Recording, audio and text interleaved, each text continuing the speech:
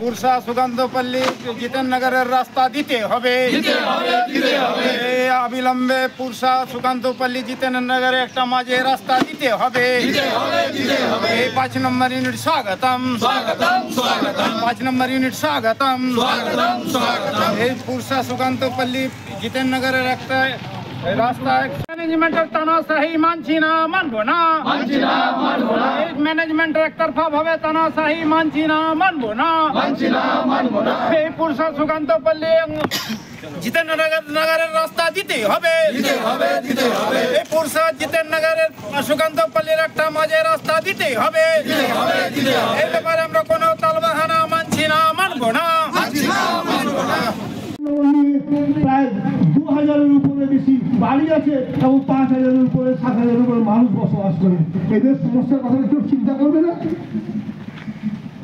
ব্যক্তি স্বার্থ সবাই থাকবে, থাকুক, বিভিন্ন ব্যবসা করবে, অবশ্যই করবে, কিন্তু আমাদের সবারই যেটা চিন্তা ভাবনা, মৌলিক যে দাবি আমাদের, সেটা হচ্ছে আমাদের রাস্তা এবং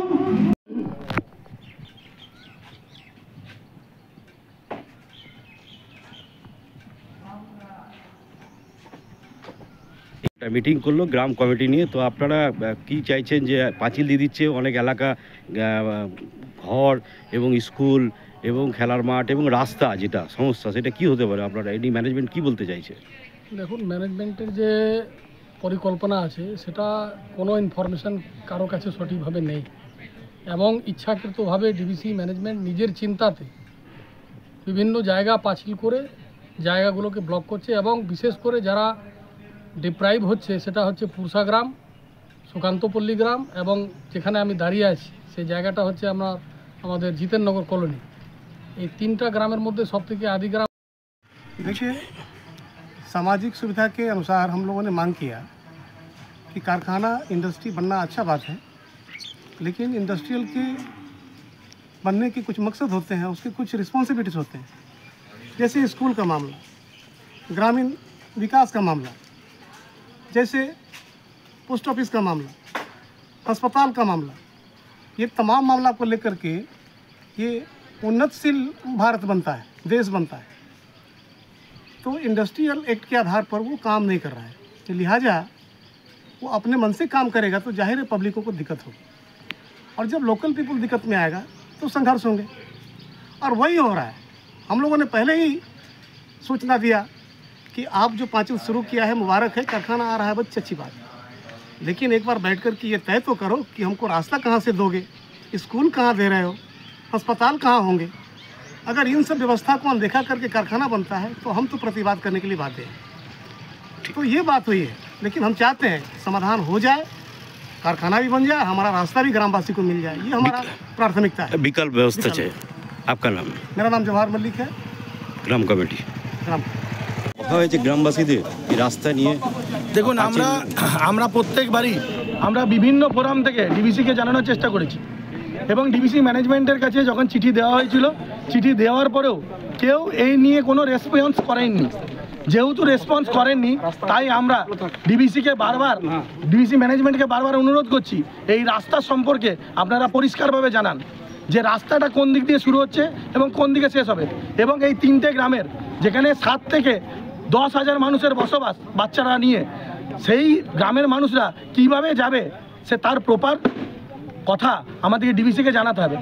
ডিবিসিকে এরকম দেখানো হচ্ছে ডিবিসি শুধুমাত্র প্রফিট মেকিং একটা কোম্পানি। আমরা যখন এই পুরসার যারা এই জায়গা দিয়েছিল ডিবিসির জন্য, যারা আদি বাসিন্দা, তাদের সঙ্গে ডিবিসির একটা এগ্রিমেন্ট ছিল, অফিসিয়ালি এগ্রিমেন্ট করা হয়েছিল যে ডিবিসিকে এইখান দিয়ে এক্সিট একটা পয়েন্ট দেওয়া হবে। তাই দেখুন এইখানে এখনও রোডগুলো আছে, এক্সিট পয়েন্ট ছিল, কিন্তু যেহেতু ডিবিসির প্ল্যান্টের সম্প্রসারণ হচ্ছে, তাহলে সেই সম্প্রসারণের জন্য পাঁচিল দিয়ে ঘেরার কথা চলছে। অনেক জায়গায় দিলাম কনস্ট্রাকশন ভেঙে দেওয়া হয়েছে, তাহলে হাসপাতাল, স্কুল বা ব্যাংক এগুলো কোথায় যাবে কিছু দেখুন, ওইটার জন্যই আমাদের লড়াই। যেসব পরিষেবাগুলো এখানে রয়েছে রাস্তার এবং যে পরিষেবাগুলো এখানে ডিবিসি দিত, সেটা ডিবিসির সিএসআরের মাধ্যমে এবং আগে এসআইপির মাধ্যমে দেওয়া হতো। আশেপাশের মানুষদের সার্বিক উন্নয়ন করা হতো ডিবিসির মাধ্যমে। কিন্তু আজকের যে ডেটে ম্যানেজমেন্ট শুধুমাত্র তাদের জায়গা নিয়ে কনসার্ন, শুধু জায়গাটা ঘিরে দিতে পারলেই তারা বাঁচে, কিন্তু সঠিকভাবে রাস্তা শর্টেজ রোড দিচ্ছে না।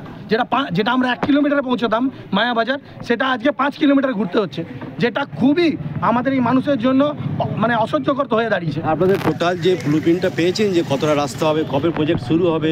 ডিবিসি এখনো পর্যন্ত ম্যানেজমেন্ট এই 3টে গ্রামের কোনো মানুষের সাথে কোনো ডাইরেক্টলি বা ইনডাইরেক্টলি কথা বলছেন না, ডাইরেক্ট পাঁচির দেওয়া শুরু করে দিচ্ছেন, এবং পাঁচিরটাও যেখানে দিচ্ছেন সেটাও 30 ফুটের রোড প্রপার হচ্ছে না।